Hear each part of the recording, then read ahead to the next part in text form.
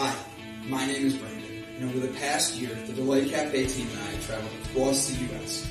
researching this rapidly growing industry of CBD products. What we have found throughout the industry were products that were inconsistent in dosage and used ingredients that weren't even lab tested. Products with chalky textures, bitter aftertaste, and worst of all, confusion among the CBD consumers. That's why we created Delight Cafe. A 15 milligram lab-tested, all-natural, water-soluble hemp CBD powder pack. It's odorless, colorless, and tasteless.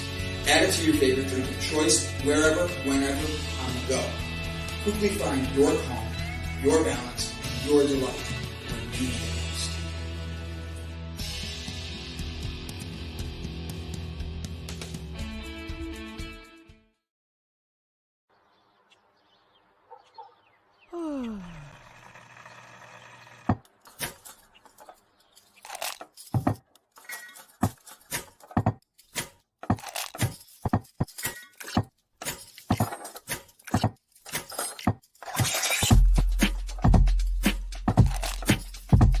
Good morning. Good morning. Java Delight will uplift you. Stay tuned. The show is about to begin.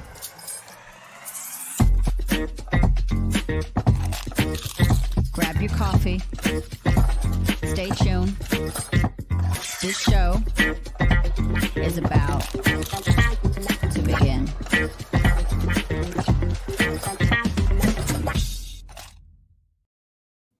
Hi, my name is Gavin Kerr. My name is Brandon Croucher. And you're watching Java Delight. Don't forget to hit that subscribe button and ring that bell. Enjoy the show.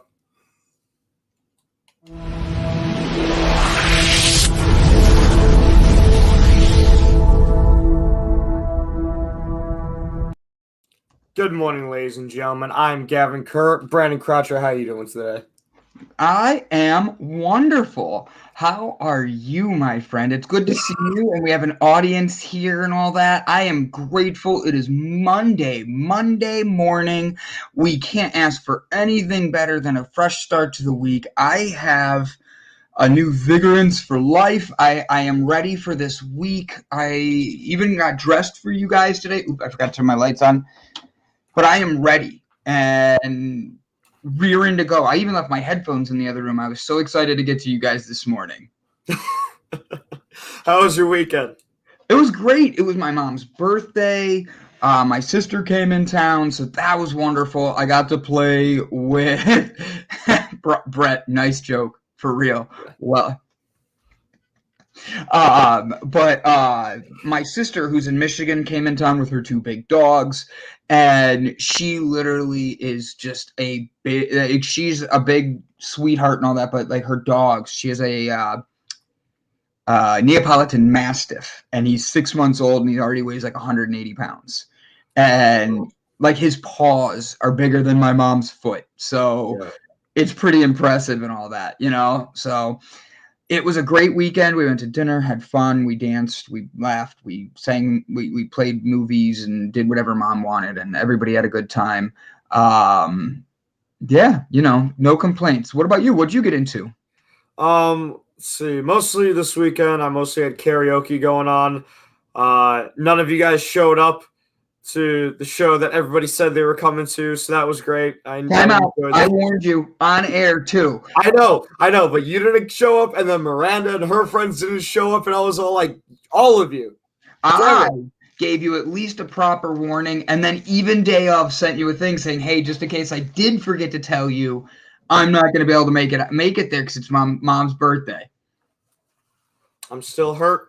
You could be hurt. I apologize for you being hurt. I can't help that. This weekend, I need you guys to be there. No, it was fine. It was a lot of fun. I had a bunch of people there. Actually, this weekend was full as far as my shows. All my shows were pretty packed. Hatfields, I had a party. Tony K's, I had a bunch of regulars. And Teams, I had a whole bunch of regulars as well. So nice. It was really good. And then yesterday, I had a meeting with the DJ company I'm working for, and we talked about some future stuff. We might be getting bingo going on, trying to get some old folks homes and stuff like that. That'd be a good thing. Just expanding a little bit on some of the things that we do. And then last night I went to a buddy of mine was hosting his karaoke show at a local bar, so I went up there for a couple hours after dinner and hung out for a little bit. How'd that go? Oh, it was interesting. It's a very small privately owned bar, so a lot of people there were smashed. A lot of the staff was completely smashed. And then there was also like some raffle and stuff going on for like a tattoo shop. It was interesting. But I had fun. So interesting. Yeah. Also, it was a weird setup, this bar. Because so there's the bar and then it's up on like huge stilts, like it's up on like a high rise, like you would see on the coast kind of thing. Okay. And then on the bottom of this little hill that it's on, right next to it, I think the buildings are attached. If not, they're very close to each other. There is an auto shop there for working on cars. Ooh. And then majority of the parking lot is completely filled with student driver cars. So I don't know if like they're getting student drivers hammered and then taking them to drive, and then when they crash, they go to the auto body shop that's right there, or what that whole situation is. But it's definitely a weird setup. Sorry, I read one of the comments that just came in and was like, "What?" And then I saw it. If I sit right like this. Brandon has Mickey ears. I was so focused on you, I was just nodding, and my hats were like right like this. And and he said it. I looked at him like, oh. Did Gavin find some free time for motorboating over the weekend? Gavin, did you get to motorboat this weekend? Well, I'm not really a huge fan of Lake Erie, and I also can't afford a motorboat, so no. I was busy working. I need money. Yeah, well, now maybe you'll be able to afford a motorboat. Probably not. I'm sure the insurance is expensive, and I don't have a trailer to tug it. And didn't your car just have an issue? Oh, yeah, my muffler fell off, kind of, sort of. So it fell off, like, halfway. It just, like, broke in half. And I was driving, and it sounded like a race car. All of a sudden, I heard a thunk, and I pulled over, and I look out of the car. I'm like, it is falling apart. And I called a family friend of mine, and because he works at auto body shops, and I asked him, I was like, hey, do you still work at the shop down the street from me? He goes, no, I live over here, but go to this place, this muffler shop, tell them you're my nephew. And so I'm like, all right. So I drive there. I take a wire hanger and like kind of rig it back to my vehicle, and I drive over there, and I pull up, and I tell them, hey, I'm Meaty's nephew, blah, blah, blah. And they go, all right, give us like 2 hours or so. So I'm like, okay. So I go for a walk. I go to this little bar, and I get some food, and they give me a call, and I come back, and I'm getting my wallet out and everything. I'm getting ready to pay, and he says, you're Meaty's nephew, right? And I go, yeah, I'm his nephew. And he goes, okay, have a good day, kid, and just gives me my keys back. Yeah, just covered it for me. I was like, all right, sweet. He covered your muffler fixing? No, they just did it for free. Yeah, that's what I mean. He covered what did they do? Just like jam it up there and get it to stay? Nope, they re-welded it and put it all together and everything.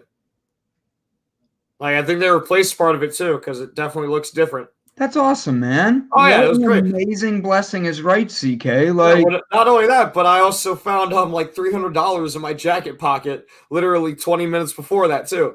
I was at the park, and I was I put on my leather jacket like once in a while, and when it's been a while wearing it, I always check the pockets. And for some reason, there's several $100s in one of the pockets that I have no idea where the hell it came from, but it was a really good day. Like, for real, that's a great day. Yeah, I find $300, and then I turn around, and I'm like, oh, I get my muffler fixed for free. That's like finding another $300. Well, no, I was like, the whole time that I was eating my meal, I was all like, damn, am I going to take money on my savings, or am I going to have enough in my checking account? How am I going to switch this around? And then I found out, I was like, okay, this is how I'll pay for it. And then I'm like, all right, I guess I'm not paying for it at all. Great. I'm going to go home now. That is incredible. I think the best question that's been asked so far is $300. What kind of narcotics are you holding on to?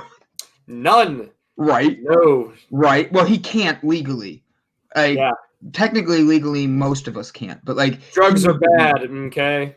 Drugs are bad. Fish are friends, not food. Tell that to Bruce. Actually, did Piranha. you see what's happening at the Cleveland West Side Market? So anybody that doesn't know No. Cleveland, the West Side Market is a huge shopping center where local businesses like Gavin could open up like a fruit stand or a bakery and stuff like that. It's all small businesses, a couple hundred of them all there. They've been having issues the last few years, and with COVID last year, it got really bad. Well, they changed some of the rules for the small businesses, and they're paying more for they're paying higher fees, they're paying higher taxes. They have to pay for police presence now, which they've never had to pay for there. And they're using the excuse that, like, oh, it's part of the security and safety for everybody. But the thing is, they've been there for years, and now 90% of the budget for their fees for being in this market are now going towards paying for police to be there, and theft is higher than it's ever been. So how the hell are you paying for police and still having theft? So the West Side They should just allow everybody to open carry there. I'm gonna just let you have that where you said it. So have you watched Always Sunny in Philadelphia? A few episodes. There's an episode where Dennis and his sister Dee are trying to prove how easy it is to get a gun in America. Right. And they go to a gun show, and Dennis, he finds whatever the first one is around him, like the most like excessive one he can find. He goes, all right, yes, I'd like to buy this. And the lady's like, cool, can I see your ID real quick so I can do a background check? He's all like, what are you talking about? Don't I just buy this? And she's like, no, we need to run a full background check on you. And he points the gun at her, and then everybody in the entire place pulls out their guns and points it at him. And he's like, well, shit, I'm clearly outarmed here. And that's what I think about when I said that comment. I'm like, there you go. If somebody tries to do anything, everybody around you is like, no, you're not doing that. We're the police. It's a funny show. You got to watch it. It's a lot of tongue-in-cheek humor. I'm going to believe you. How's that? Why don't you just watch it? I don't have time. You what do you mean you don't have time? I mean, I don't watch TV now, so how am I going to add a show that I don't watch? Well, you could just listen to it. Okay. Fernando, I'm not talking to you now. I've said hi 3 times to you, and you've ignored me all 3 times, so you're on my crap list right now. Said hello to you. I've said hello to everybody else. Now we're going to go let's say hi to everybody except Fernando Gavin, because he's hurting my heart and doesn't want to say hi back. And okay. Just got an email from somebody that he connected me with. Damn it, of course, when I talk crap, it shows up. All right, ready? I'll go to the top. Ready? First one. Here we go. Go. Hey, Brian. What's up, Brandon? Hi, Brett. What's up, Brian? Hey, Shauna. What's up, Shauna? Crystal Wolf, good to see you again. I'm looking for the next one because there's just a lot of the same people. Hi, Stuart. I was going to say, if you're doing the same damn people over and over for every comment. No, it's the comments. I was trying to make sure it didn't just sit there for a second. And then we'll do his, but we'll say it at the same time. And if he doesn't say hello to us now, we're just going to, we're going to give him a nickname. I'm going to, figure something out to do to him. Let's mail him a glitter bomb. Why? Just because. That's so unnecessarily mean. It's such a mess. No, it's too late. It's too late, Fernando. My heart has been broken. Have you seen those videos of women pouring glue and then glitter all over their ex's cars because they cheated on them? No, I would be angry. That's no. A glitter bomb is they open up the card and it explodes and glitter goes everywhere and you vacuum it up. Okay, cool. Mine has nothing to do with glue on a car or anything like that. Oh, no, that's straight up destruction of property right there. Right? That's not, no.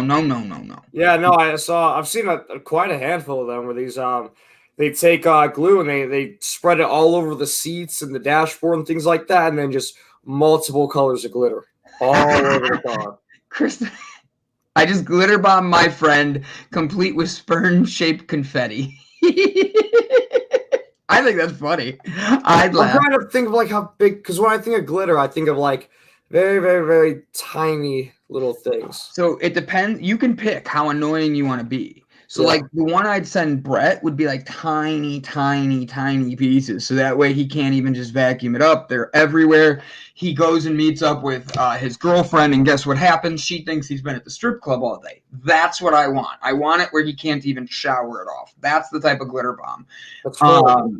But you can get bigger ones, so that way it's like just like a and you pick it up. It depends how mean you want to be. Me, Gotcha. I would be like, if you could send a prank like that, like a glitter bomb, could you imagine if?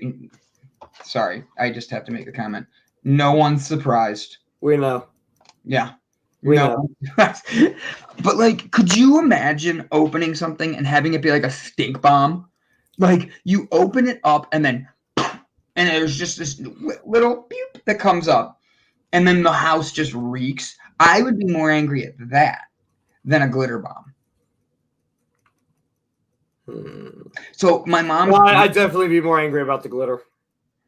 Theft package. The glitter bomb package theft revenge is awesome. Have you seen that YouTube? I have seen those, yeah, where he has all the phones and the GPS and it just keeps going off. Yeah, I've seen those. 100%. Here in the UK, you can send poop to people. Wait, I'm sorry. What? And then whose poop is it? Like, do you follow your dog around and pick up their poop and send it to somebody? And then why are you sending poop? Second off, do you fill the box with poop? And how do you do that? Because I would not want to send or open a box of poop. What is the consistency of the poop? Right? There's so many questions here I have on this one because, like, I wouldn't want that. I would be upset if I got a box of poop. Like, I mean, I've had many birthdays where I felt like I've opened a box of poop, but like a real box, no. Like, good. I've heard of the burning bag of dog poo on the porch. I've never known anybody to send it like in the mail. I've never heard of that. What's the weirdest thing? Did you know you can mail a potato? Yeah, why not? No. Like, I'm using a banana, but like the outside of the potato, you can walk in. I can write Gavin Kerr, your address on there, and mail it to you, and they will have to deliver it. Yeah, why not? Yeah. Have you ever received a potato in the mail? No, but I've mailed what are they called? A Pringle. I've mailed a Pringle. You've mailed a Pringle and it didn't break? Did they get it? Yeah. It was a school project in like I think like the 5th or 6th grade. We had to mail a Pringle to the school and it couldn't break. I kind of cheated though. Did you bring the Pringle to school? No, I soaked it in water and then flattened it with a plastic bag and a book. And then I let it dry out, so that way it was still technically a one-piece solid Pringle. Oh, so it did break?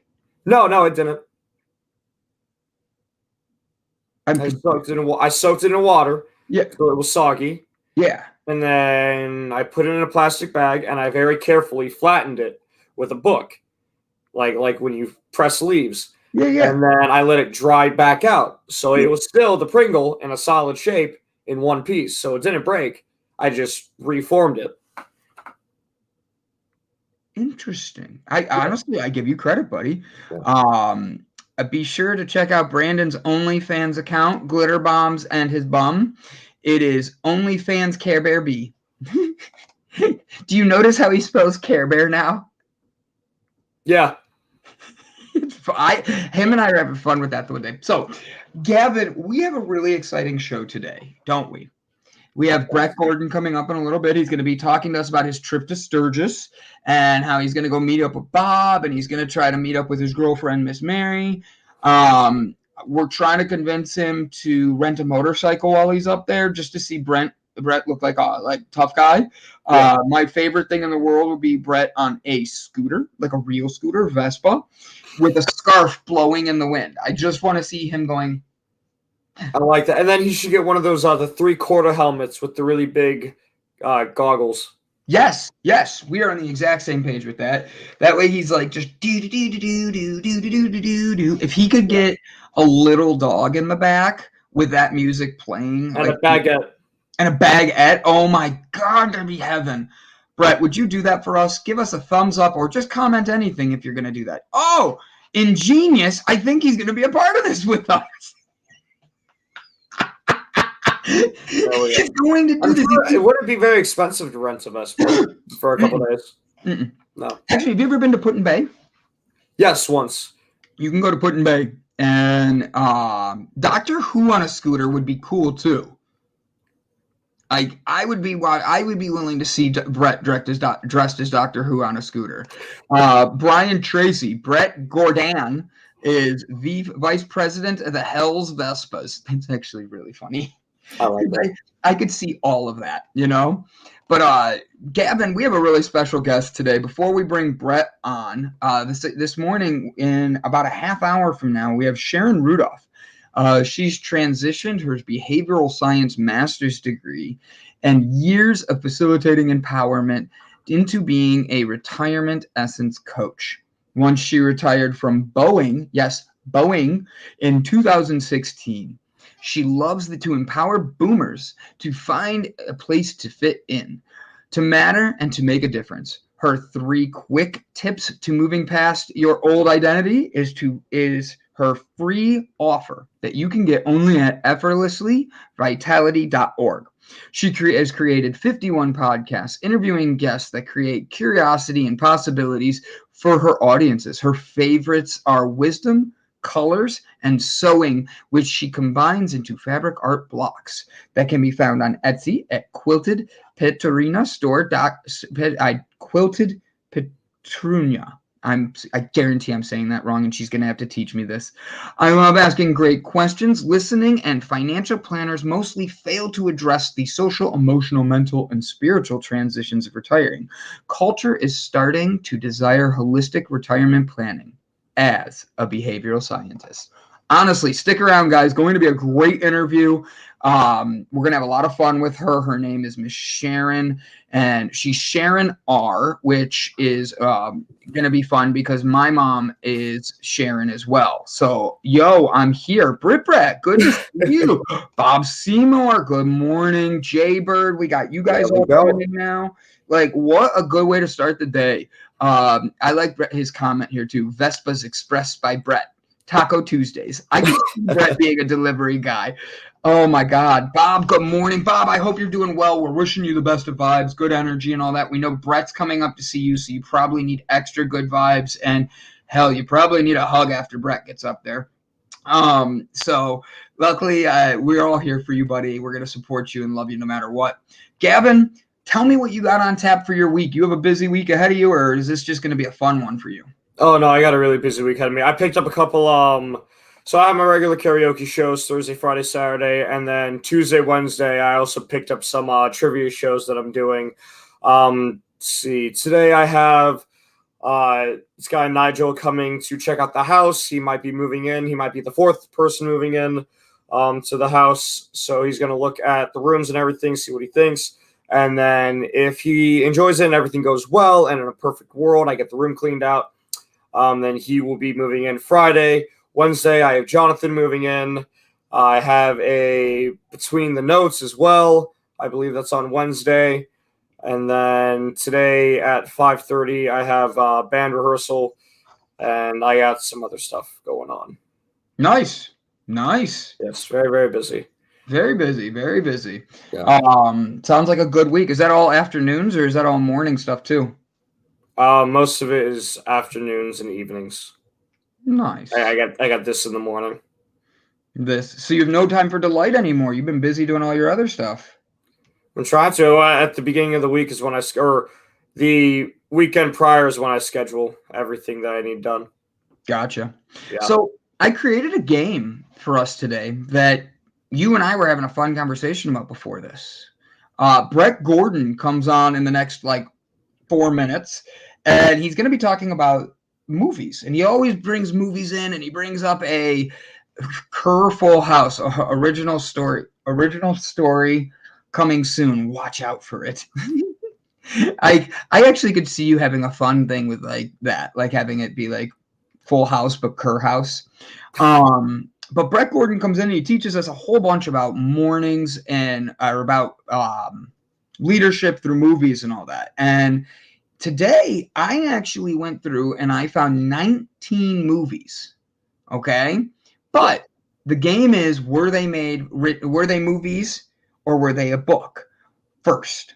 Okay. So which came first, the book or the movie? All right. Okay. One like you and him could play versus each other? Sure. All right. Everybody else is allowed to play as well. What I'll do is I'll read a book. So I'll be like, Gavin and I were talking before this. Fight Club. Was Fight Club a book or a movie? Book. Book. Okay. Brett, book or a movie? He's not even paying attention. You got to answer. This is your segment coming up in a minute. And you're not even answering. You're just hiding in the back, shrugging shoulders. My God. CK's even answered. Started a new show, Gavin's Bachelor Pad, or Nope. Gavin's Playhouse. Yes, yes, yes, yes, Nope. yes. 100%. It's going to be a very chill environment. I will be here to sleep and eat and keep my stuff. That's how I like to live my life. We're going to make sure we have a big party there, guys. Don't worry, I have the There address. will be no parties here. I've already created the flyers. They're digital, so we could share them even easier to everybody and all that. We're gonna have a rave. The DJ is Snoop Dogg. He'll be showing up in the next few weeks. If you can get Snoop Dogg to DJ, absolutely. Deal. If I can get Snoop Dogg to DJ your party, you're in for it, right? Yep. Perfect. Bob, I am at 649,000. What is this? Miles. That's only on his bike. That's only on his bike. I'll help you, Brando. Where are you? What do I need help with? Getting the Snoop Dogg. Oh, deal. We get Snoop Dogg, guys. I think everybody's going to fly in for that one. That would be a party that we'd have to plan because that's going to be one where we'd be just having too much fun. I know where he lives, too. We can throw a rager. If Snoop Dogg isn't here, then no. No Rager unless there's Snoop Dogg. That's the deal. Yeah. DJ will be Poop Dog. I guess that's Brett DJing. Boomer humor. Yep. Boomer humor. Sorry, that was just caught me off guard. Oh, that was funny. I didn't hear you say it until it like registered. So I just saw Brett's face too. But no parties unless we had Snoop Dogg. Got it. That's the plan. What if I could get Martha Stewart to DJ your party? Would that still be okay? I'll accept Martha Stewart. Okay. Who is there anyone in particular I cannot bring to this rager? Like Jonah Hill? I wouldn't want Jonah Hill. I like Jonah Hill. What's wrong with Jonah Hill? I don't know. Something about him I've never really been a fan of his. I think he's a nice guy. I think I'd get along with him. I just have never been a fan of his. I think he's misunderstood. I think that he worked very hard to get where he's at, and people just kind of shit on him a lot, in all honesty. Like, I remember I've seen actually quite a few interviews where people ask him if he's still like the fat guy, and I just see a little part of him die inside. I'm like, wow, honestly, you guys are dicks. 100%. Like, yes, that poor man from day one, he's been picked on. Yeah. Like, and that's not, oh my gosh. If I could get Bruce Willis, don't even get me started. Like, Bruce Willis would be absolutely amazing to me. He is like my hero. He represents all bald men best, and I couldn't be happier to have a bald brother like that. Jonah Hill would break everything in the house. See, I disagree with that, but I will. I don't think so, yeah. And then I expect Brandon can get a hold of Snoop Dogg. I am not allowed to say yes or no to that, but as of the second, no, not today, but could I maybe one day? Very soon? I would be more inclined to host a party with a lot of gin and whiskey and bourbon and cigars and George Clooney. Ooh, so you'd rather do a George Clooney one? Yes. Yeah, I'm not really a rager kind of guy.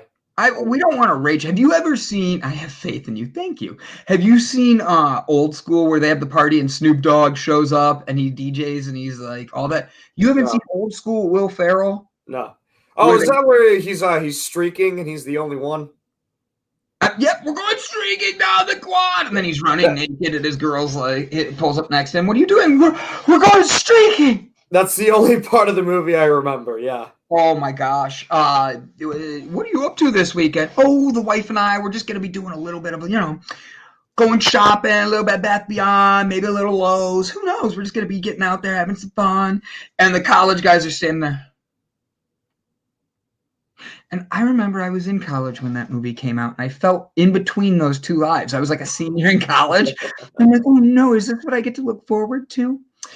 So now that we're talking movies, guys, don't forget to like, subscribe, and comment on here. Where our goal is 300 subs on YouTube before the end of July, and we are at 248. Help us get to that goal, 300. Now, next thing we have is one of the most beautiful souls in the world. And before she comes on, with Miss Sharon comes on, we're going to bring Brett on and talk movies.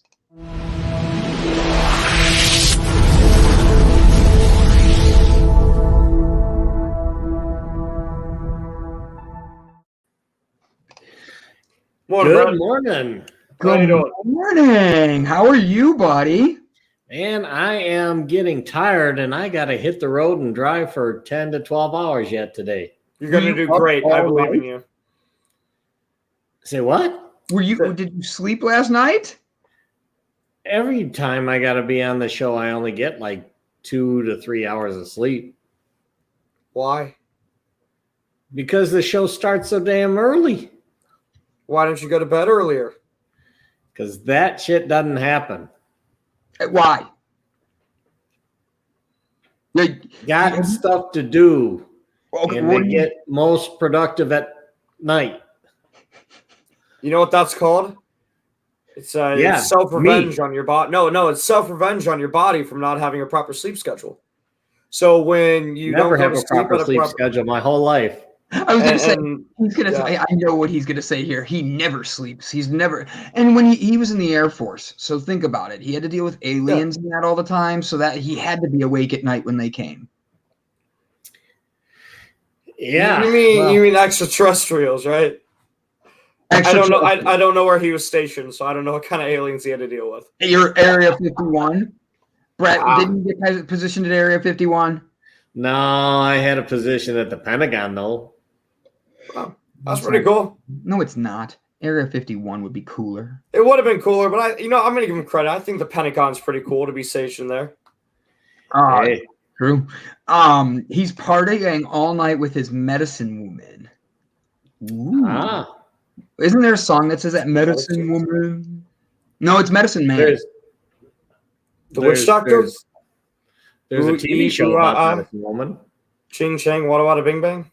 Ooh, ee, ooh, ah, ah, ting, tang, wada, wada, bing, bang. Ooh, ee, ooh, ah, ah, ting, tang, wada, wada, bing, bang. Ooh, ee, let's play a game. Guys, tell me whether it's going to be. That sounds like Chitty Chitty Bang Bang. It is. So now here we go, guys. Let's play a game together. Let's have some fun this morning. So the first one we did was Fight Club. Was Fight Club a book or a movie first? Everybody said a book. We had a lot of votes for that. Guess what? Boom. Oh, great line by CK. There's a lot of aliens at the Pentagon. So the chuckle. So we know the rule of the game. Fight Club was a book first, then became a movie. All right, you ready? Next one up. Shrek. Was Shrek a book or a movie first? Is there? I want to say it was a book.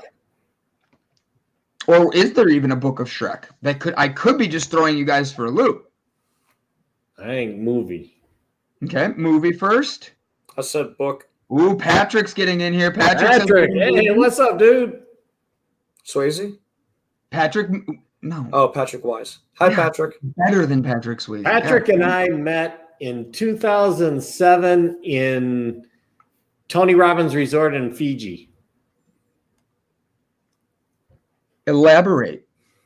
You guys were in Fiji. We were both part of Tony Robbins' Life Mastery Program, which we did at his resort, Namali, in Fiji. You guys did Mali in Fiji? Yes, Gavin, thank you. You took it from me. I love it. There's Namali in Fiji. No wonder you liked this presentation so much. No wonder you felt so connected to what they were saying. You can really sense the aura. Like, were you walking around singing the whole time? Good golly, Miss Molly. It's really damn early. Molly, do we live in Vegas? Molly, we did. All right, so Shrek. You guys, I see a lot more people saying it was a movie. It was a movie. It was a movie. Guess what, guys? It started off as a book. Oh, For real. That.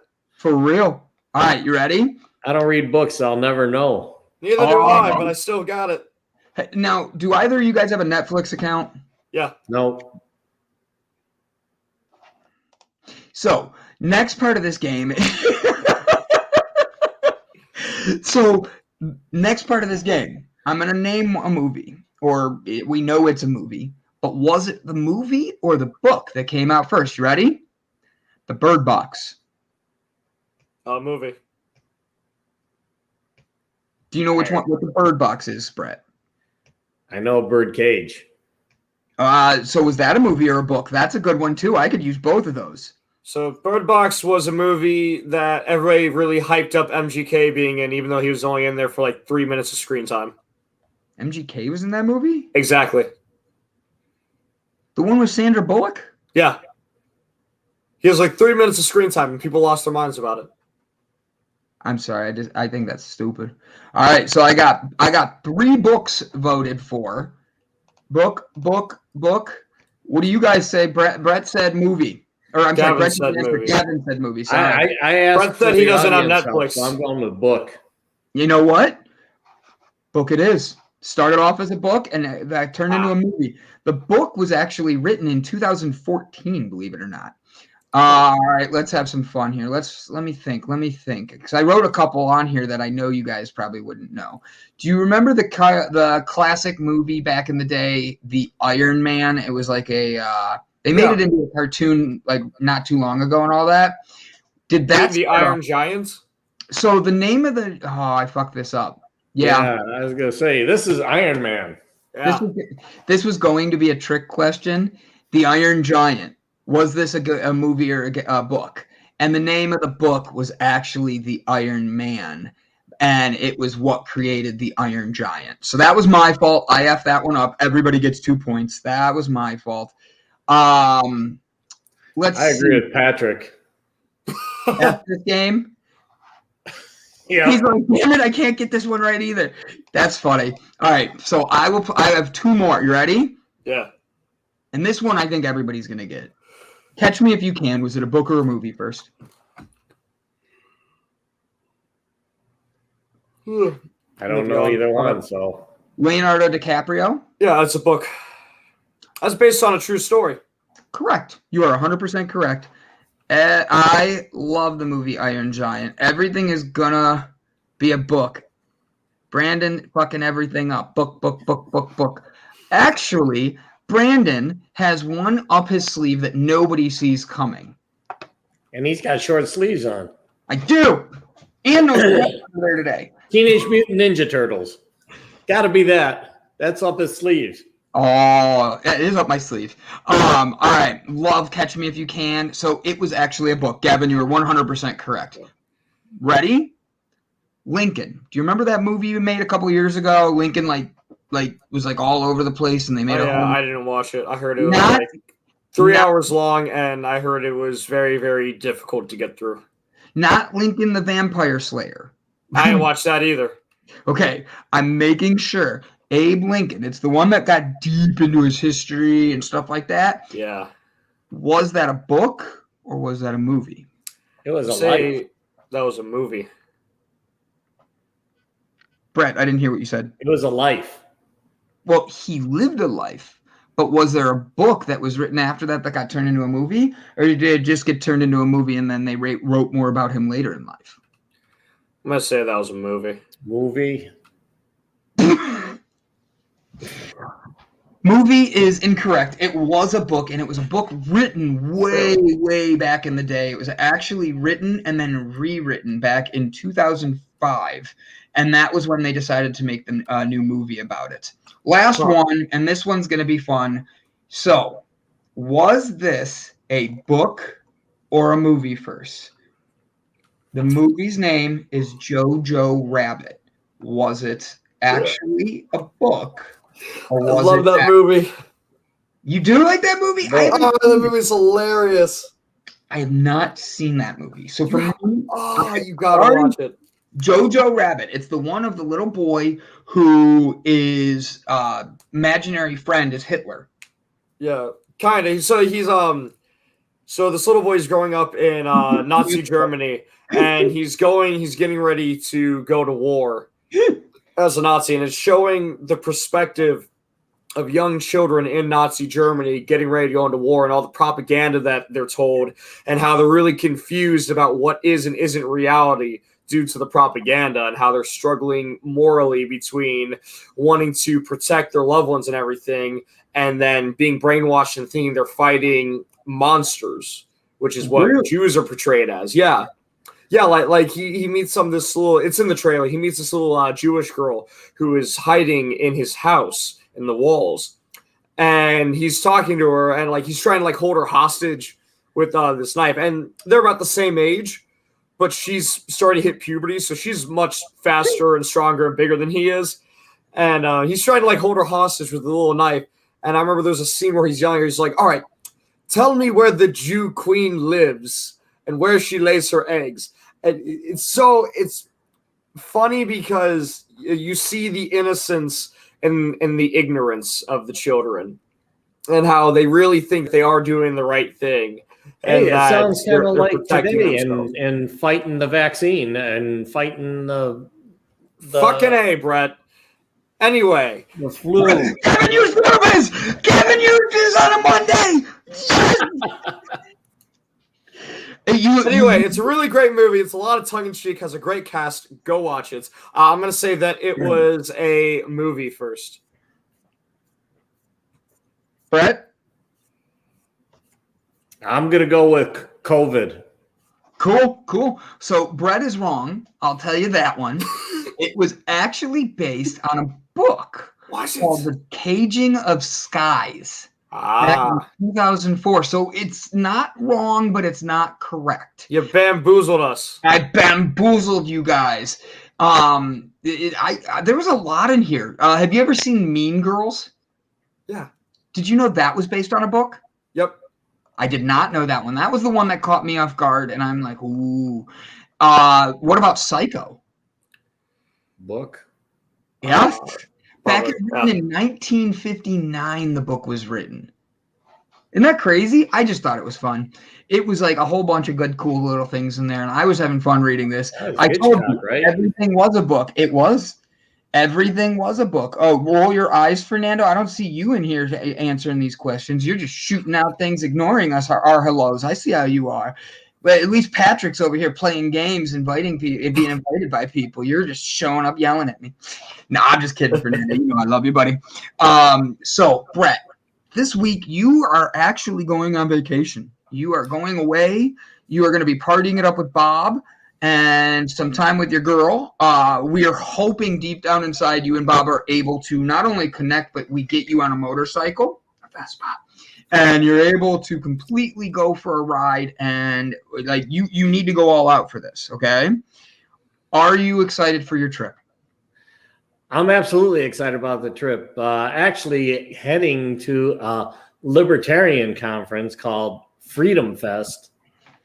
And it's normally here in Vegas, but because of the fear of potentially getting shut down again because of COVID and bullshit mask type rules and stuff here, they said, screw it, we're going to South Dakota where we know we can get we can go there and not have to wear masks, and we're not going to have restrictions on the amount of people that can come. Nice. So this Thursday is a little different then.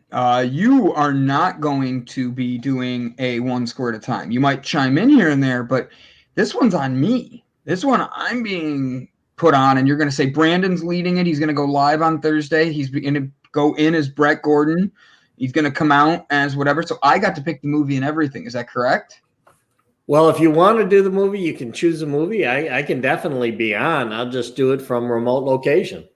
I thought you said you were busy. You got to be walking around looking pimpy. I'm going to be at the conference, but I'll still take the time because I am dedicated to the show.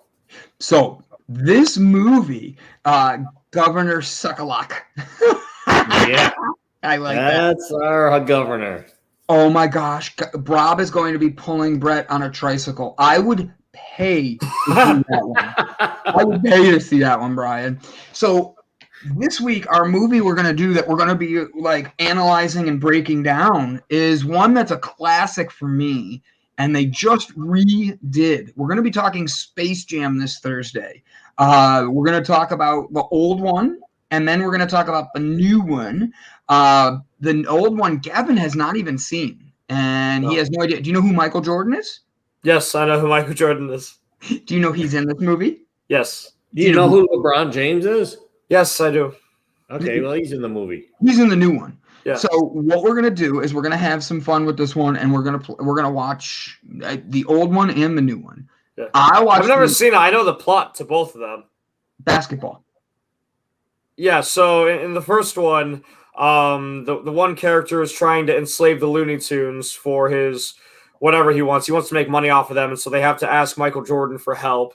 And he doesn't really want to help them, but he ends up helping them later in the movie for whatever the moral dilemma was with him. But then with the new one, LeBron James needs the help from the Looney Tunes, and all the Looney Tunes have left the town and everything because they were like digitalized, I think.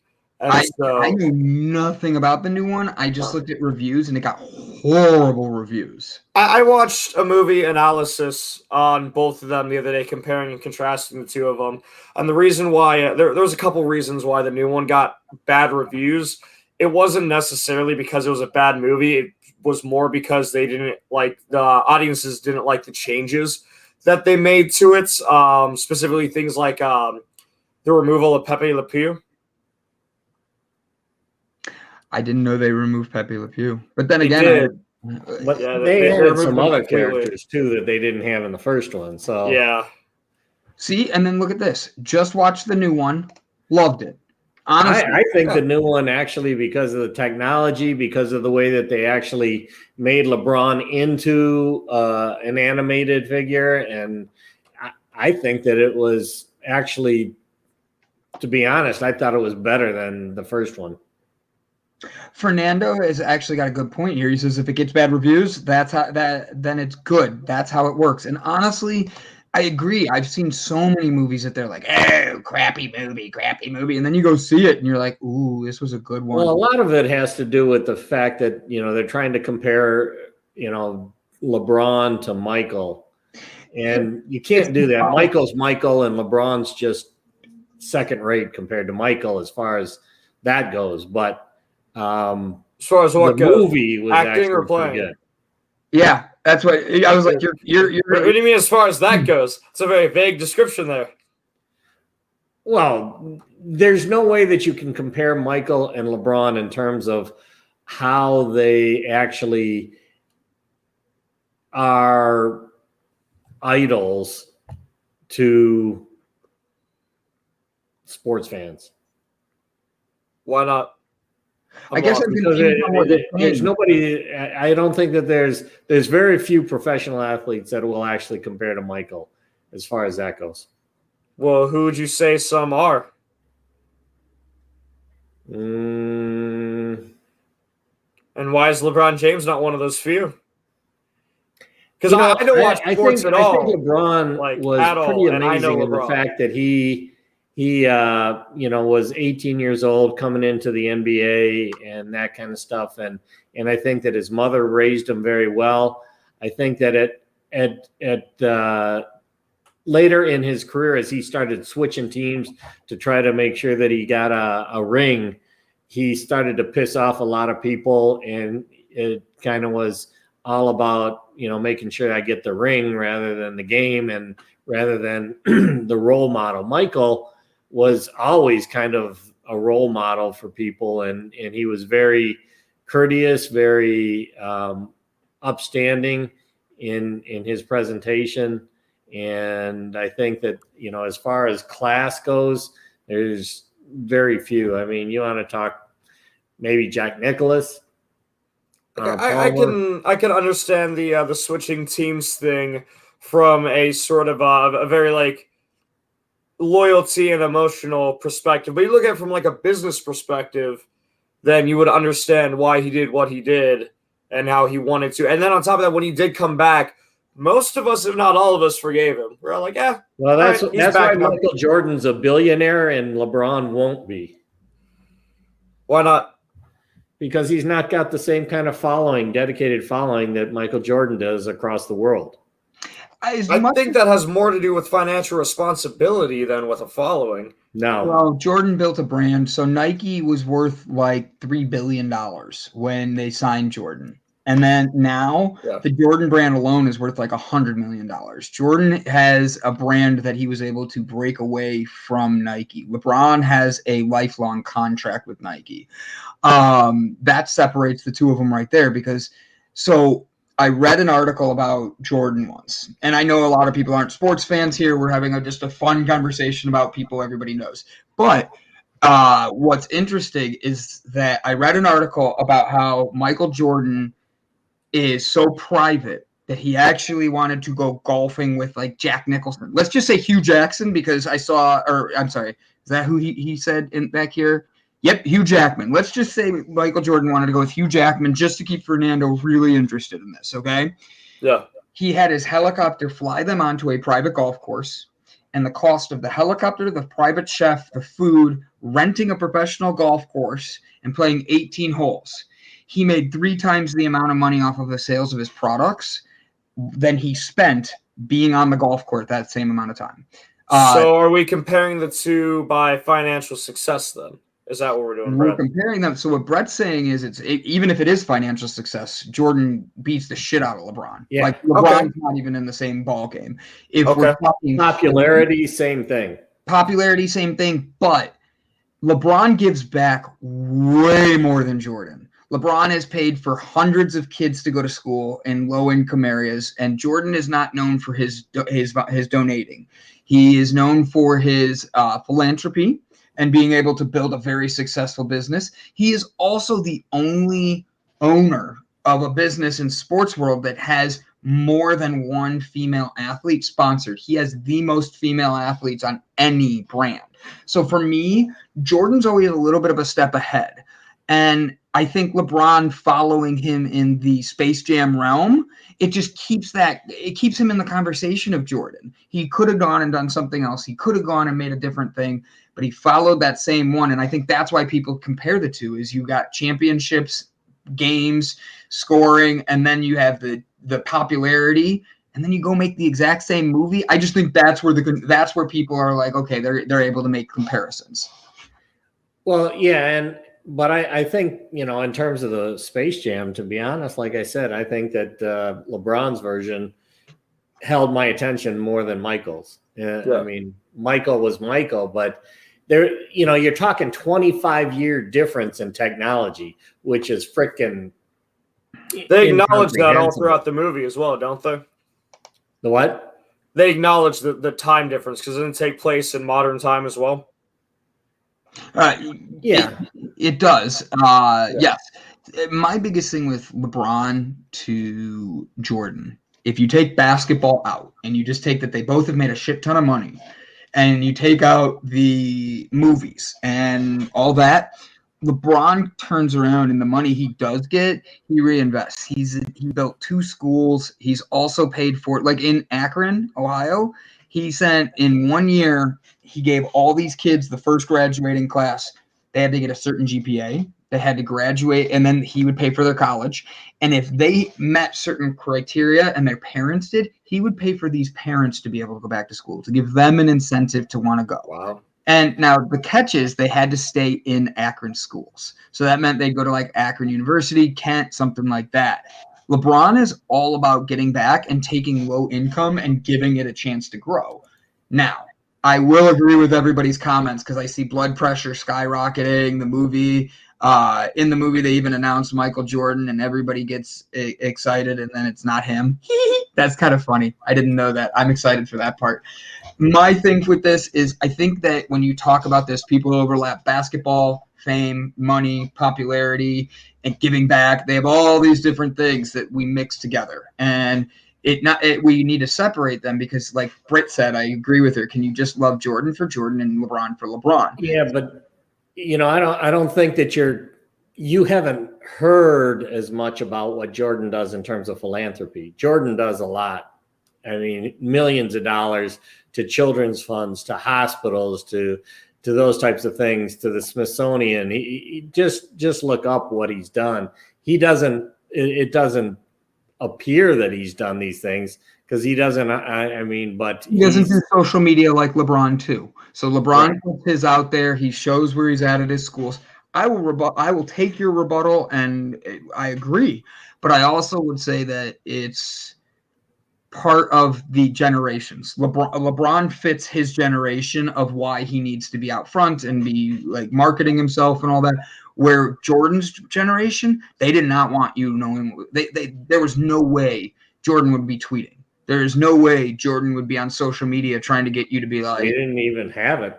Well, that's what I mean. Even if you did have it, we have it now, and Jordan's still not on it. Like if he has someone running it. Where LeBron charges, I believe it's like $3,000 a character for him to tweet about you. So if we wanted him to say, "Hey Gavin, happy birthday," you're looking at like $50,000. Wow. Yeah, and Jordan plays a more private role. Other than on the court and doing the philanthropy and helping kids and things along those lines, he pretty much tried to maintain a private life. And then people tried to, bitch about him because he played golf and they had $1 million riding on the game. And I'm like, so what? If you take that percentage of his income that $1 million represented, when somebody goes out there and puts $100 on the game, they're exceeding their percentage of income than Michael is with $1 million. So true.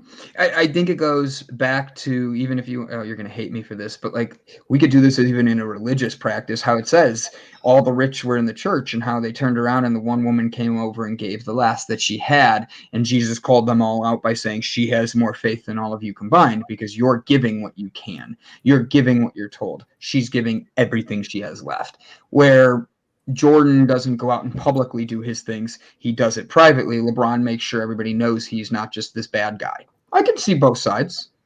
I think I'm going to need some. I'm not saying that LeBron is bad by any means. I'm just saying that there's a difference. And I don't think that you can actually put, Jordan and LeBron in the same category when it comes to the way that they've presented themselves. You 100% agree.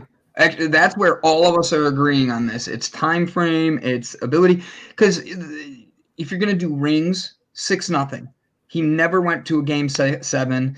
Jordan had a killer instinct that is still around today that Kobe took and made Mamba mentality. And if you understand Mamba mentality, you understand a very different lifestyle and mindset. So I digress from that because we have 1.5 minutes left, and then we have Miss Sharon coming on, and she's going to talk to us all about what it's like to be able to have behavioral science master's degree and facilitating empowerment into being a retirement essence coach after she retired from Boeing in 2016. She loves to empower boomers to find a place to fit in, to matter and make a difference. Her 3 quick tips for moving past your old identity is her free offer on effortlessvitality.org.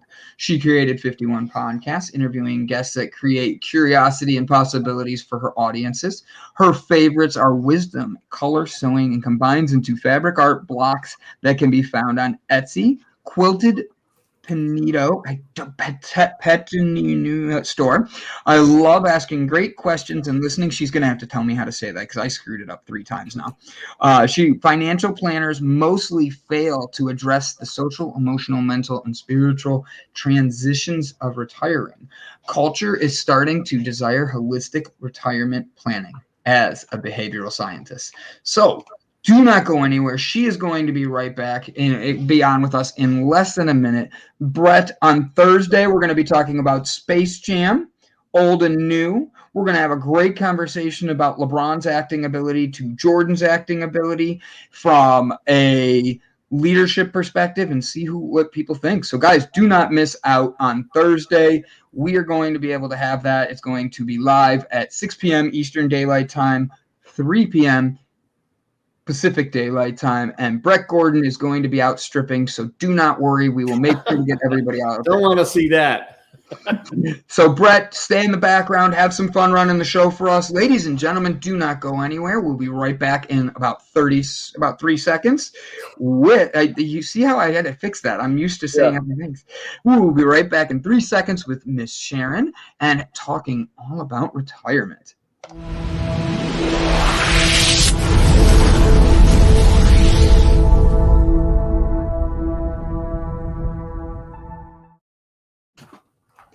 Good morning, Miss Sharon. Oh, you're muted, hon. Or you say hello. You're muted. Hello. There we go. How you doing, Sharon? I'm good. It's quilted petunia. I grow petunias, so quilted petunia. I was reading that as such. I was overthinking that. Like, you could see me overthinking it, couldn't you? I'm like reading a quilted poo. What is this? Like, I just threw myself off. So you have a very interesting story. First off, you worked for Boeing. How did it? Like, that's a pretty big company. What did you do for Boeing? Well, I got hired right about the time 2008 was happening, and so I didn't have a long career there, but you're just trying to get your foot in the door any way you can, and they actually had a hiring incentive a couple months before I got hired in, so I missed the incentive, but I worked on the production floor for the 777, just running carts all over the place, and every now and then somebody would stop me and say, "You have a master's degree? What are you doing here?" Well, that's part of getting your foot in the door. You got young guys know what that's like. Remember? Mm-hmm. Oh yeah. Yeah. Oh, so after production floor, I was able to use my master's degree in a position that was called employee involvement, where I was trying to take problem solving down to the lowest level. And all those old farts at Boeing do not want to be empowered. They wanted to blame somebody. So it was a rough job, but I loved it. So with that being there, you are now retired, technically retired. You sound like you're quite busy with podcasts, running around and doing stuff. You've been on, what was it, 51 podcasts, or you've interviewed 51 different people? Tell us about what you're doing with that. Well, I have always loved wisdom. Okay, so here's my love of art and sewing and wisdom all coming together. Passion has the ability to light a spark in all of us. So I forgot the question. What am I doing? Oh, okay, yeah, podcasts. I started doing podcasts because I believed I had something to say, because I've been collecting all these words of wisdom.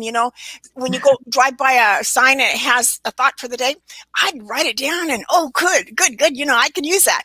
Well, in every book I read, there's 2 or 3 little clips that I can pick out and put on my little art blocks. So let your feet follow your heart is a good one. That takes a lot of courage. Yes. And so I decided I would interview people. Well, the other 2 prime words in my life are curiosity and possibility. And too many, well, and the myth I heard before I left Boeing was people die within 3 years when they retire. How awful. But I've heard it from another source too, from somebody outside of Boeing. So when you stop growing like a plant, you stop living. Yeah, that makes sense. And there's an average of 48 hours of TV watching by boomers on a weekly basis. That just, that's a potential resource.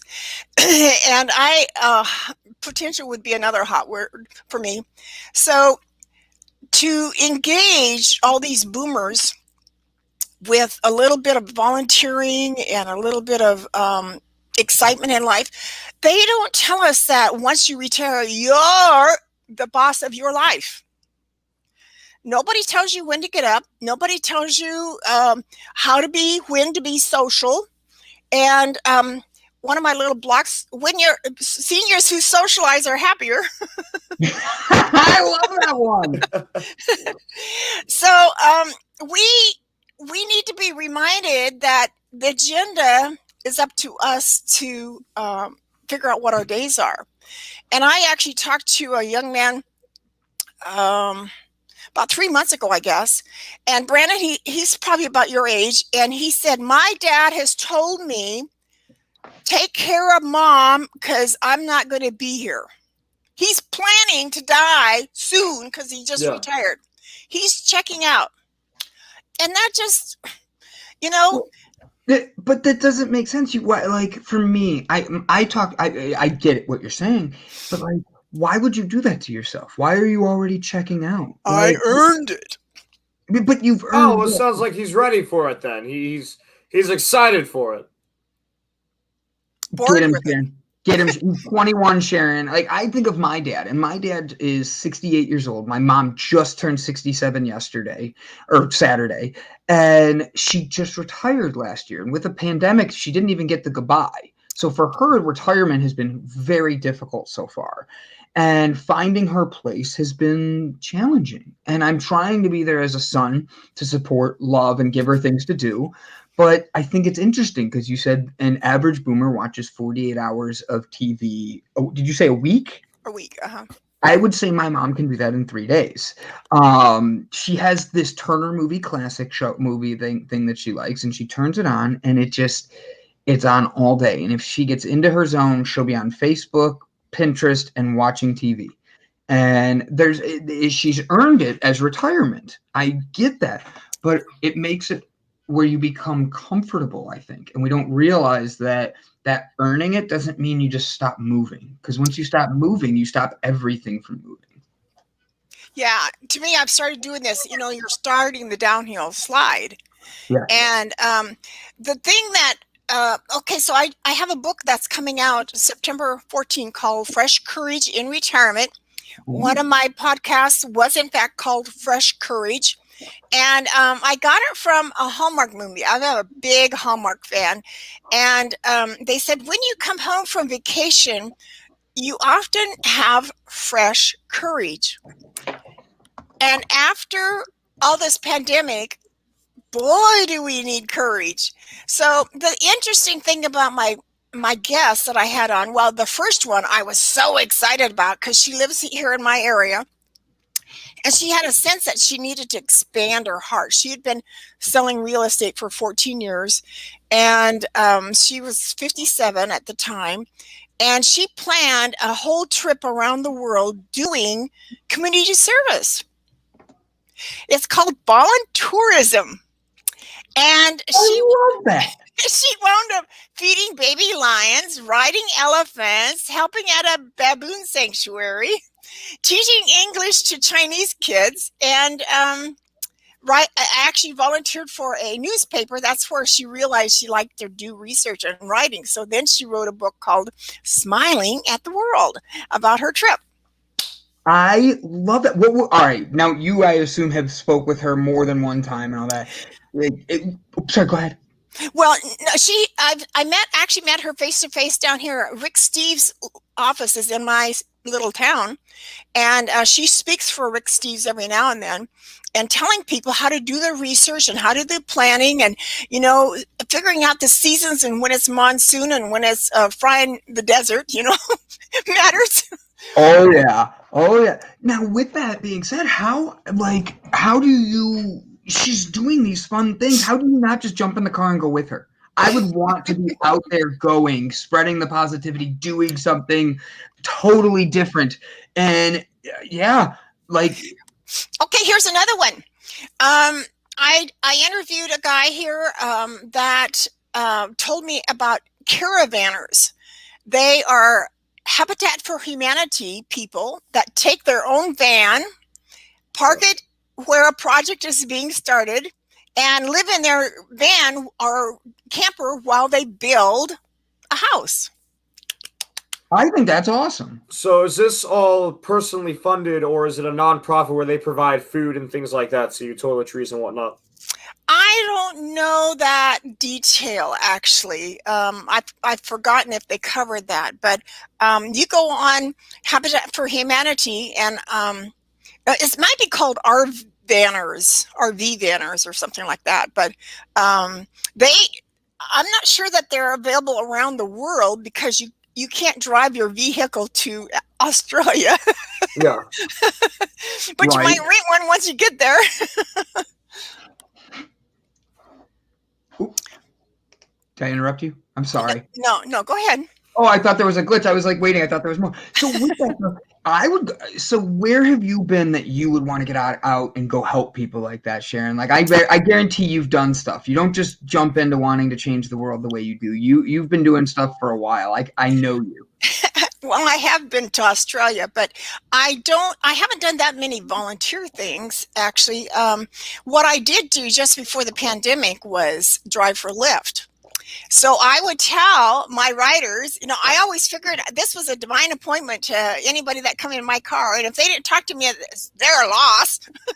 Right. But I had 3 or 4 conversations, maybe 5, where people actually shook my hand when they left. We had such a dynamic conversation. We didn't want it to stop. Yeah.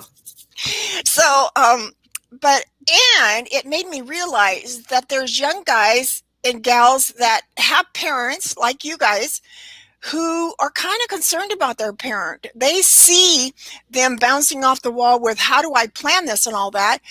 Because all that financial planning is just part of the picture. There's all this social aspect, emotional aspect of retirement that nobody's really talking that much about. It's starting to change.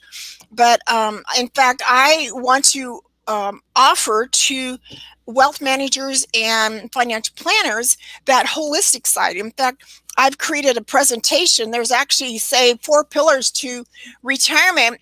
And if any one of these change, it changes the rest of the picture. So 30% of the people have problems finding purpose. But if your health changes or your family changes, like I've seen a couple ads about, now we're going to have twin grandkids, and so that might change where they live or how they spend their money or whatever. But, the money side of it, oops, I'm trying to do this backwards, is just the money side of it. There's 3 other pillars to the whole planning process that isn't getting covered very well. Okay. And so, since seniors who socialize are happier, it's up to you to plan. Well, let me tell you a little story too. I was up in my grandma's city about a year ago, and I stopped at the thriftway store to get a little drink before I met with the senior center activity gal, and I saw 1 or 2 vehicles with just one person sitting in them. And I thought, well, it kind of made me both sad and happy. One, they were getting out of the house, because I was kind of imagining this might be their social activity for the day. Yeah. And that kind of made me sad, but at least they were people watching. They were dressed. They were outside the house. But if that was their only social means, it kind of touched my heart, because how many of us, either feel shy or backward about talking to strangers. And because possibilities and curiosity, I said, always share your smile, share a hi, just make it easy for people to talk to you. It does involve vulnerability. And recently I started getting on Instagram, and I made up this little, you can't see this very well, but this is my planner on how to, courage to be seen. There we go. Courage to be seen, courage to be yourself, courage to show your giftings. How many times do we not, kind of shy about showing our home? So I'm making each one of these a 2-minute video on Instagram, and I've done 24 of them now. And when I tried to find somebody to talk about courage on my podcast, I had to look a long ways. I finally found a minister who talked about courage. He had like 4 degrees, and so he gave us some examples. But with the pandemic, the courage to be or do or be seen is huge, and I'm going to contribute. I love that. Actually, so far, I have to be honest, my favorite thing about you is the Lyft driving. She's like, you know what I'm going to do? I'm going to go Lyft driving. And then you saw a need, and you're like, how can I fill this? I have to be honest, I think this is a cute thing that like some of the people are saying here. Like Brit Brat was saying, she's like wants to be a role her. She's trying to get into hobbies now. I'm 38, and I know I'm newly single and all this other stuff, but like for me, I cannot remember going to anything by myself and like really being alone. I was married young. I got like re-engaged. Even when I was single for a while in between, I didn't go places alone. I had friends, and I would just go there. So last night, one of my best friends sent me a link and goes, you need to sign up for this improv class. And he goes, I want you to literally take it, just pay it, take the class. He knew the teacher, and he's like, I want you to take it seriously because I need you. I go, are you going to be doing it with me? And he goes, no. I go, can I take my mom with me so I get her out of the house? And he goes, no. He goes, this is you having to break out of your comfort zone, B. And I think that's essential because I look at like someone like my mom, and then I look at her mom, and I see my options of which way I could go. And my grandma is very comfortable being alone. She's been in hospice through all of COVID and literally doesn't even really watch TV, just reads her books, and she's doing the best she can. But like, she's able to have conversations. Her mind is sharp as a tack while her body's deteriorating around her, right? And then the opposite with my mom. My mom's still very smart. I love her to death, but she would prefer to be in front of a TV or her phone. And I thought that was really interesting. And then when I try helping her with like hobbies, like let's plant a garden, let's clean this. Today we have a goal to clean the one room that she really, really, really gets annoyed with. And I'm like, okay, here's what we're going to do. And I try to make it a game where it's like fun. So I'll make this really easy. Over the weekend, her birthday, we had to cut the grass. She loves to cut the grass, but the garage and the shed are just full of shit. So we started the keep, throw away, donate. And if it's something we could sell, she could do this. So she's cutting the grass, and my mom's 5'0", and she's like, and then comes back around, and I have another thing out. I hold it up. She's like, and it makes her not have to think about it. She looks at it, wonders what it is, and realizes whether it's worth keeping or not right away. And it's making her get organized on top of making her feel good about herself, and then help build for what the next step should be. And I'm just trying to get her out of her house. We're trying to have her volunteer at the local theaters, anything we can, because I just don't want to see her become old. And I hate to say it like that, but that's when you become old, is you retire and you sit still. And just like a plant that's no longer getting water and nutrients, it's just dwindling inside on itself. Yeah, I love fresh mown grass. So, and when I was growing up, it was fresh mown alfalfa. Oh, I love that. So that was actually a question Brandon ended up answering it for me, so I'll just leave it to Sharon here.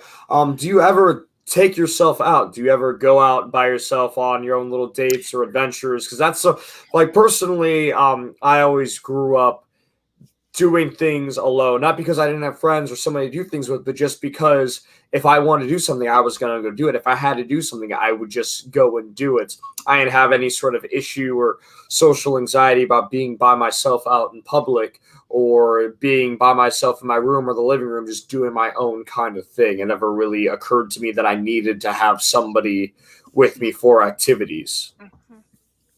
Yeah, there was a lesson I learned back in my 20s, maybe 23 or 4. Yeah. One of my coworkers, she loved adventure. She loved traveling, and her husband was a hot couch potato, or at least, stay at home. And she told me that she wasn't going to let life pass her by just because he wasn't willing to travel. Yeah. And that always stuck with me because I run my life and they run their life. I've always been single. Now, I've had roommates over the years, and but they don't often want to do something with me. I know one of my roommates, I took her with me up here to San Juan Islands one day, and was driving around, and because there's some pretty homes and the scenery there is so pretty, and we stopped into this little town and got some ice cream, but she was starting to get, isn't it time to go home yet? Isn't it time to go home? Oh, we got lots of daylight left here, but so she's not as good a traveler, that's one of the things you have to learn is whether they're compatible with going with the flow and being curious and all this. But it was getting a little warm that day, and she's about 5 years older than me, so a lot of people live like that. Most people tend to, without even realizing, they tend to live their lives waiting for the next thing to happen, even when, no matter how eager they are, when whatever it is they've been waiting for is happening, they're just waiting for it to be over now for the next thing. Yeah, I have traveled to Italy. I had a RCI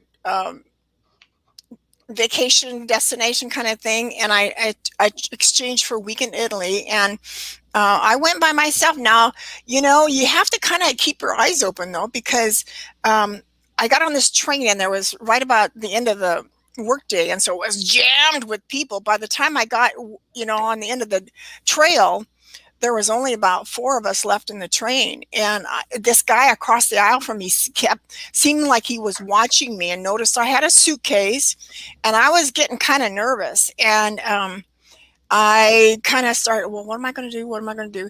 And because you have seats facing each other, all I did was go to the other side of the seat. So I was looking opposite direction, and it broke that tension.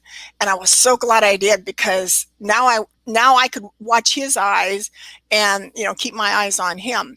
Or if you're like even the Joyce that traveled around the world, she would teach herself to walk like other people walked, either, with their purse around their neck and their arm, or looking down, because looking down didn't, like with animals, that you break the tension or what could you by not looking them in the eye.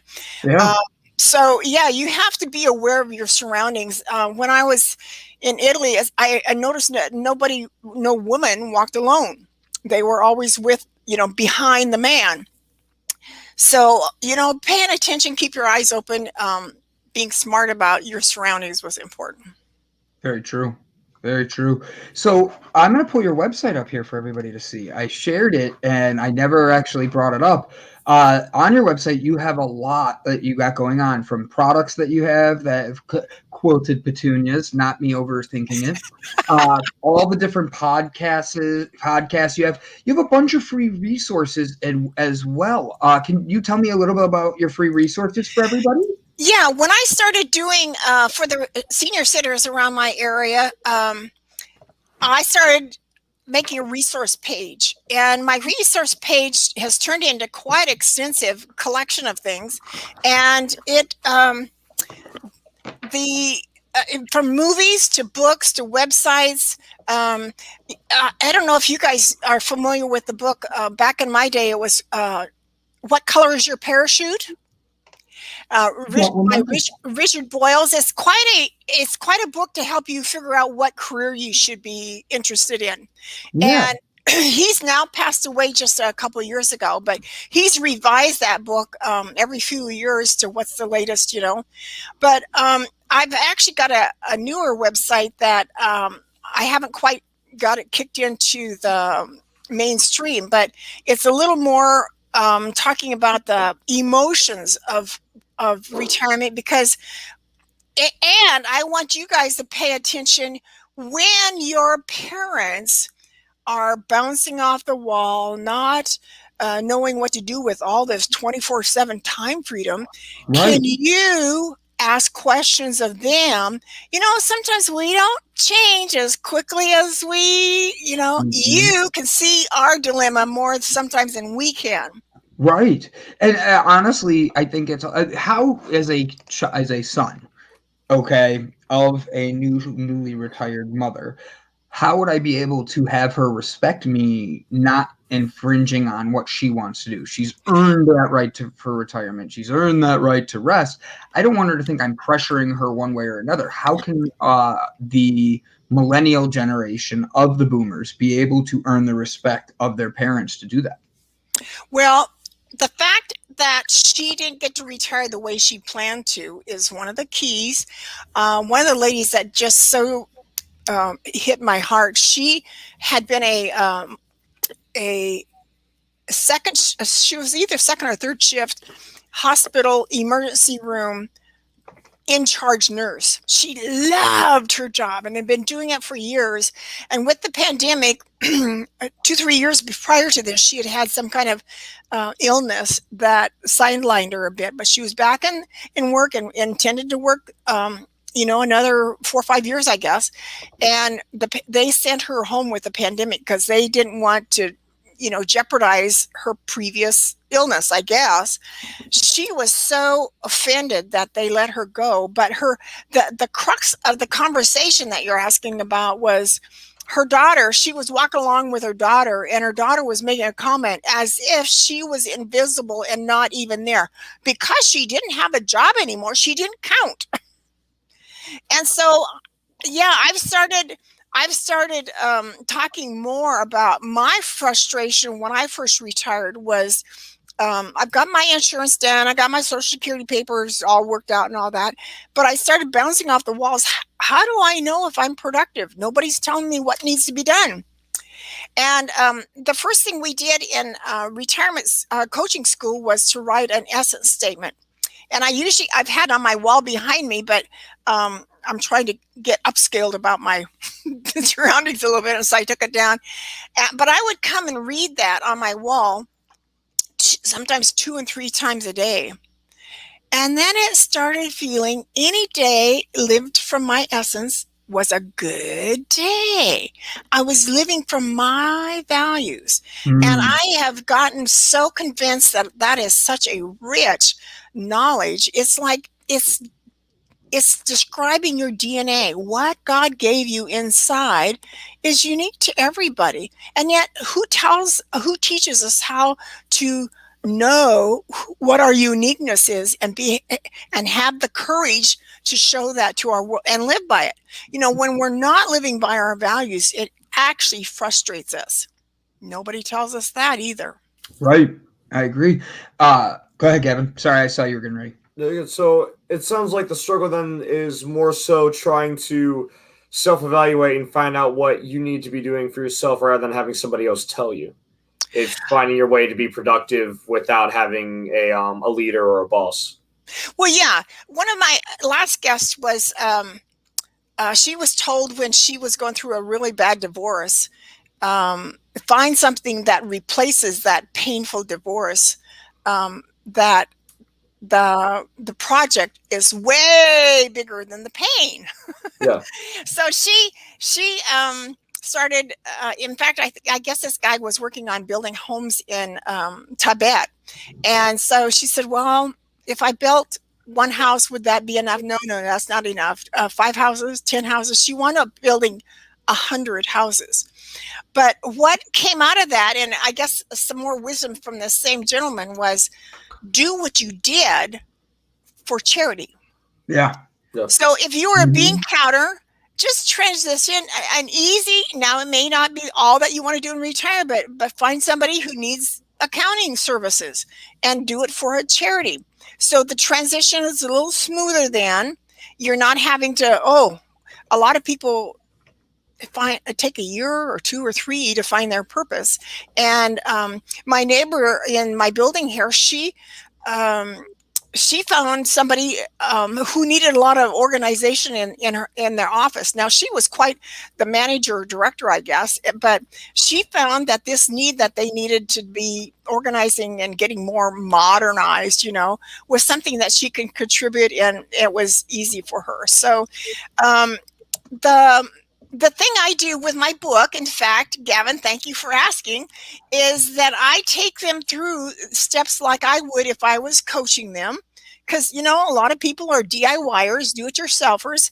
And in the end of each chapter, I give them 3 to 5 action items to take. And it was while I was writing the book that I came across this video. I think it was on the site called Purpose Prize. That is, it was started by the encore.org people, and AARP has picked it up. And what the story that just so touched me so deeply was an Indian guy, East India. He was somewhere 55, 65. He decided it was time to give back. And he had figured out that if the young 8 and 9-year-old girls in India were taught computer skills, it would save them from being sex trafficked. Wow. Really? A man seeing that and being willing to meet that need, I was so impressed. I wanted to include that story in my book, and I couldn't find the story again. And I was so disappointed because I found a couple Indian women who were contributing in a similar kind of way, but they were the fact that this man would be willing to invest in people of his nationality and save them being from sex trafficked was amazing to me. So there's lots of people doing creative things, and there's not that much media covering it. And so my book walks them through all these. So that story led me to action items, call to action kind of thing. How do you fit a story like that into a resource? And I decided to have an appendix that was going deeper. And so I included some of these richer stories or websites or resources that if you want to do some more deep diving into what you would like to consider you could do yourself, then here's some more things you can do on your own. But of course, by the time I get the last chapter, I said, don't you want to work with me? And I can help you do all this instead of having to do it yourself. Right. Yeah. So I think, ingenuity, American ingenuity, or, there's so much things I came across a statement here recently that when you open yourself to possibilities, you allow room for God, for creativity, for, opening in your eyes beyond your box perhaps, or whatever. And I loved that implication that, taking a leap of faith kind of thing, I guess, goes along with that. I can agree. Sorry, Gavin just wrote me his computer completely crashed. He doesn't know what happened. All of a sudden it was gone. And I noticed he was having white lines over him earlier in the show. So I hope he's okay. He just texted me. He said, hey, I'm sorry. It looks like I've been kicked out for a second. So I want you to know he doesn't. He will be back, but I am here. With retirement coming up, when you retired, what was your biggest struggle, you think? that most people don't think about. Like, I guarantee there's things people aren't thinking, like, oh, I didn't even think that was going to be my struggle. Well, I'm a little bit like you, I guess, in that I forgot who you're talking about. I'm an introvert, and the pandemic didn't bother me at all. I was perfectly happy with it. But the challenge that a lot of people have, I don't become aware of anyway until retirement, is when I'm not a parent, I don't have kids, and people close to me that are pulling my attention to go to their games or go to their events, or celebrate their birthday. I do have a couple sisters about 200 miles away, but the retirement for single, and because during our lifespan, the pill was introduced and more career opportunities, 30%, no, it's 20% of us don't have kids, married or single. So all of that other activity that would pull on our day isn't there. All the more challenge to do something that engages our spirit and our minds, because that helps save us from dementia and from that whole decline. And I'm planning to live to 100. So the being social is something I have to be responsible for myself. So the other thing, here's a little quote that I got this from the Lion King. Have you forgotten who you are? You're still that dynamite debater that you were in high school. You're still that trombone player that wowed everybody. And is there something you can do with that can be revived and pour into senior centers, one of my guests was a guy that, in fact, he's here in my state. He's been the AARP president for 6 years, and he volunteers in like 4 different places. And one was hospice, and one was at our University of Washington Arboretum, and they made him the expert on wood plants. Plants. Yeah.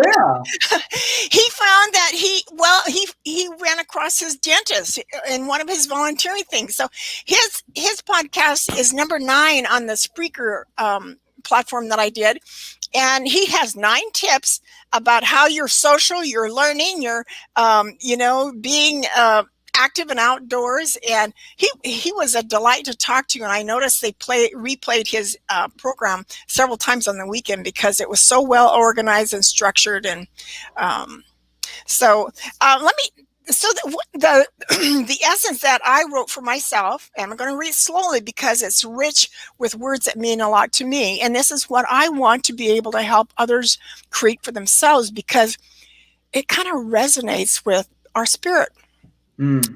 I am precious jewel of wisdom, colorful collaborator, learner, and motivator. I am tranquil, authentic, and pure inspirer. I light fires. I like that. I like that. Yeah. So even though I was trained to be a coach, I've just in the last week or two decided that whole collaboration and creating synergy is much more attractive to me than listening to somebody else and popping in. I do ask good questions, but that interaction is more fulfilling to me. I like that, though. You said that in such a great way. Sharon, you're awesome. And you're on track for 103. Keep doing what you're doing. What makes you say 100? You just want to see 100? Is that what it is? That's possible. So me saying that I feel, since I was young, I have felt my whole life that I'm going to I'm not 100. I don't even think I'm going to make it to 70, if you want to know the truth. No kids, no nothing. I'm busy. I'm always running, going 100 miles an hour. I've always said my life is meant to be important now. I'm not going to make it to 100. I don't think I'm meant to be here long. So is that me cutting myself short? Because what if the universe wants me here till 100 and I'm saying only till 70? Is the universe going to cut me short and be like, all right, you wanted 70, here you go? We're done with you, Brandon. Well, it reminds me of a story that has been made into a movie, and I believe the movie and the book are both called same kind of difference as me. Strange title, Yeah. but it was taken from it was happening when I was living in Dallas, Texas area, because somebody came into our home and kind of told us about this going on. There was this black man who was homeless, and he would go in to the Union Gospel Mission daily, I guess, to get food. He had never even learned to read or write. In the book, they show a picture of where he was raised.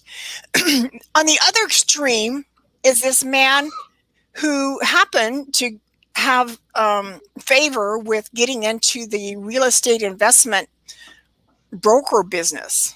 Okay. Way, and they met. His wife was avid volunteer at the Union Gospel Mission, and she would get her husband to come a few times. And when he came, she would then point to this guy because he never talked to anybody. He was kind of big. And, she had a soft spot in her heart for everybody. And these two people became very good friends. And he would invite him over to his house. And one of the things that about the homeless people in Arlington, Fort Worth area is there's a waterfall that they would take their bath or shower in the waterfall after night because, they would bring a bar of soap and that was the way they cleaned up. But it turns out, answering your question, the lady, the wife, wound up getting cancer. And she struggled with it for like 4 years. And this chokes me up when I tell it. But she had been so integral part of Union Gospel Mission, and this black man was so appreciative and had become part of the family and knew their 2 kids and all this. And when she was getting really weak and really, she kept hanging on, and he finally knelt next to her bed and said, "If you need to go, I'll take up your mantle." And she died like 2-3 days later. So for him to be willing to do the same kind of touching people's lives like she did was just precious. Well, he's gone on to be an art. Oh, no, it wasn't real estate. It was art, because he went on to learn art himself and had made a few sales for, rich people and all this. And the wealthy art broker, he had all kinds of toys and fancy cars and whatever, and the wife was not impressed with any of that. But the message that you go when your job is done is what I got out of that. Yeah. And such a touching story. The movie didn't, I don't think was as good as the book, but it's still, not everybody's going to read a book either. So same kind of difference in me, and being white and black, being poor and rich, and yet they came together in such a powerful way. It was a neat story. Very, very like that's that's an emotional one too. I'm sorry I choked you up, but thank you for sharing with us. So we do have a question here for you. Okay. Asked by retirees, how can I be significant now that I do not have a job to point to as my contribution to business, team, or society? But I'm going to do you one better. This retiree is sitting in the back, and boom, he's surprised by me bringing him in. He wants to know how to take care of himself because he's gotten bored, and just going to the casino is not doing it for him anymore. Well, I think you read in my byline kind of, I want to help people find a place to fit in, to matter, and to make a difference. Yeah. And like I say in my book, I kind of help walk people through the stages. Okay, I organize my book along, they say there's 7 main things that people want out of life. And to conserve resources, to have a social network, to make money or fame or that kind of thing. And the first the first book that blew me away about money was Lynn Twist's book called The Soul of Money. It was not what I expected I'd learn. And yet she's been on Oprah a couple times and has also been kind of from the rich to the poor to the rich kind of, but she got to work with Mother Teresa a little bit. And yeah, Mother Teresa, just somebody we all been able to work with. You know. So I totally get that when you're looking for significance, all the more those are my main clients, because you know what, the good feeling of having accomplished something and having, well, I started out saying you don't have a team or task or title anymore. You know, without a business card, you're kind of lost at who am I? Right.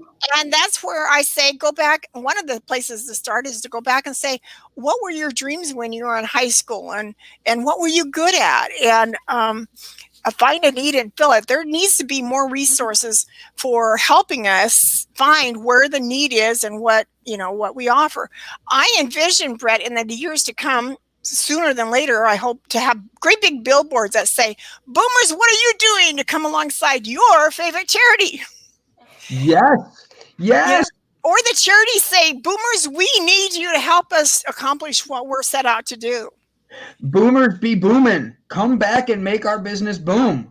Yeah. I think simply putting yourself out there as well and just saying yes to opportunities that arrive. Because we have opportunities that arrive at our doorstep every single day. We just don't recognize them oftentimes. If you say yes to these opportunities, it'll lead to new paths and new careers and new just relationships in general for you to take, rather than saying, oh, no, thank you, I don't want to do that. Maybe say, yeah, why not? I'll give it a try.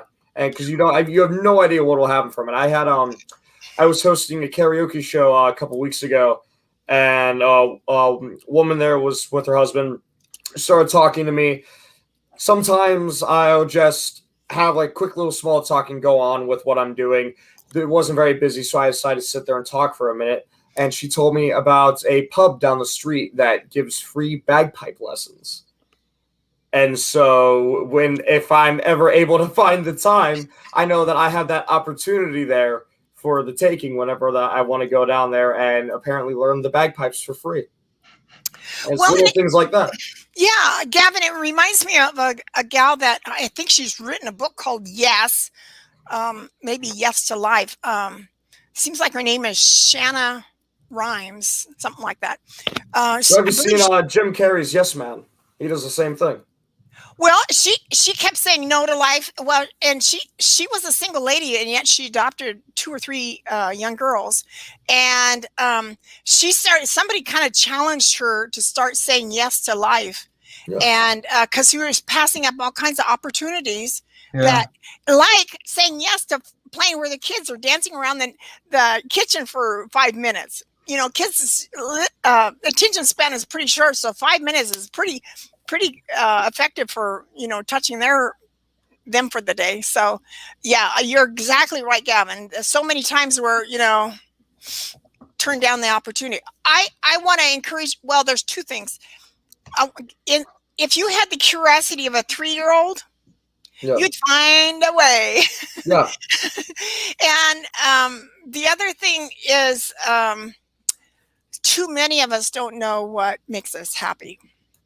The first book I read in coaching school that was, elective reading was The Joy Diet. And she had 10 menu items for finding joy. The author is Martha Beck, and she was a coach also. She just wrote a new book called Integrity. But The Joy Diet, the first chapter was to do nothing, and she wanted you to do each menu item for a week. So I started with nothing. Do nothing. Well, when you start doing nothing, and it kind of leads into meditation, I realized there was a wisdom inside me if I listened. And I've come to the realization that God talks to our spirit a lot, and we're not listening. So in order to keep that wisdom coming, I need to listen, and I need to respond. So, too often prayers are gimme, gimme, gimme, gimme, gimme. And do we ever listen? So even there was a byline for my Fresh Courage podcast. I didn't like the byline they suggested, so I thought, okay, what would be a better one? And sitting quietly and just kind of listening, I came up with, it's your time to shine. So the thing about retirement is there's nobody holding you back. There's no boss that says, no, we can't do that. That's a waste of time. Or no, we need you to do this. I get to be my own boss, and I can shine, and I write the rules. How cool is that? Yeah. I think if you learn that at a young age, though, it helps with retirement age. It'll help you in the long run. Like, it makes you see, like Britt Bratt said, she's finding her hobbies now. Britt's in her 30s. She's going, I know she likes to skateboard and stuff like that, where Brett is nearing his 70s. And he's, I pick on Brett a lot, but Brett's getting to a point where he's looking for that next phase. And he's like my mom. They're looking to find their next purpose. And how do I keep going? Because with our generation, I think it's interesting. Gavin's the young one here. And with Gavin, it's like, oh, I want to learn something new. I go do it. At 21, I was the same way. I would go anywhere. I would be places. I wanted to go meet, see, and try new things. Bagpipes? Hell yeah. Harmonica lessons? Yep. Putting on a kilt and playing it all at once? Bingo. Dream day, right? You learn these things. But the thing is, you grow out of those and you see other parts of your life, and work kind of just takes over. I remember when work just became, it wasn't like I was just needing to work. It was like I was literally going, and it seemed like it just filled all my time. And I can't imagine doing my generation is known for switching jobs every 3 to 7 years. Mm-hmm. Kevin's generation is actually shorter than that, and they're looking for more than Brett. I see you wave your hand. What's up, buddy? No, I was just saying that I switch careers about every 2.5 to 3 years, and I'm a boomer. Well, you're an exception to the boomer rumors. So it's one of these things where Sharon laughed and then covered her mouth. That was great.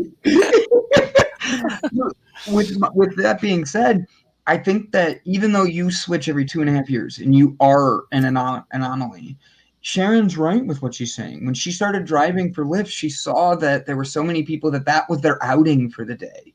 With Gavin, he's in just the beginning of figuring out what it's going to be there. I think that's the point of what today with Sharon is a great episode. Actually, I do have a side question before we get into our conversation about like the end of the day and bringing up positivity for the week. Sharon, on your site, you have a spot that says Brene Brown definition of vulnerability. Did you have Brene Brown on? Did you interview her? No, but here's my favorite saying that, let's see, Vulnerability, the willingness to show up, be seen without guarantee of the outcome. I think that's phenomenally said. I think that is a great way of being said. That is perfect. With today's episode, so the way we end every episode, Sharon, is I'm going to call you Brene now. You're Sharon. You're Sharon. That's just, nobody knows how awesome you are yet. We do. But we end every episode by giving a positive affirmation. So for today, I will go first, then Gavin, then Brett, and you can see how it's done. You can give it as a positive word, a favorite quote, something that just helps you get through these Mondays, because we don't need a case of the Mondays. We want to help people lift up, bring the positivity in their life, and see it brought out. So I go first, and time for me to be big and bald. So guys, my name's Brandon, and it's been one heck of an episode today. Today has been one where we've had fun. We've gotten to connect. We've gotten to share. But we also learned a lot about what retirement age is going to do and how we're learning from other generations. We have three very different generations on here right now. And I think the biggest lesson I took out of today is don't waste your time. Don't waste your energy. Don't take time to wait for the next thing. Dive in, jump in, and make sure you're giving your full heart, because this is your life. Brett apparently doesn't like what I'm saying. This is your life, and it's your only nobody else is going to be here for you. Nobody else is going to stand there and take the challenges that you have or have the ideas you have. Live your life now and make sure you're not waiting until you're as young as Gavin or as old as me. So when you have a vehicle, if you let it sit in the driveway, over time it'll rust, the oil will dry up, it'll corrode, and the battery will die. However, if you take it out now and again, you drive it, you put new gas on it, you rotate the tires, you clean it, you take care of it just a little bit regularly, every day, every week, it'll last you as long as the frame is good, as long as the engine is good. Mm-hmm. The human body is the exact same way. As long as you keep up with it, as long as you maintain your mind and your body the best that you can, just a little bit each day, it will continue to run. It'll continue to grow, and you'll continue to actually live rather than sit and decay. Very well said. Yeah, I feed off of both of those. Basically, I've always said that if you're not learning, you're dying. And it's all about being able to find something that you're interested in and learn. Don't just sit and watch aimlessly a TV show. If you're going to watch TV, find something on there that's interesting and that you can learn something from. If you learn something from it, you're actually being significant to yourself. You don't necessarily have to be significant to others to be significant. It's all about really being able to learn that all of your joy comes from within, not from without. So look at those opportunities to regain connection with your natural genius, your natural flows. And when you find those, life will be full of joy. Very well said, Brett. Okay, to tie on to what Brendan said, you decide what stops you. And that kind of goes along with Gavin's too. I want to also say daily do something that gives you health, wealth, and happiness. Yeah. So, the parked car. I've shared this many times. A steering wheel is of no value in a parked car. You have to be in motion for that steering wheel to give you any benefit.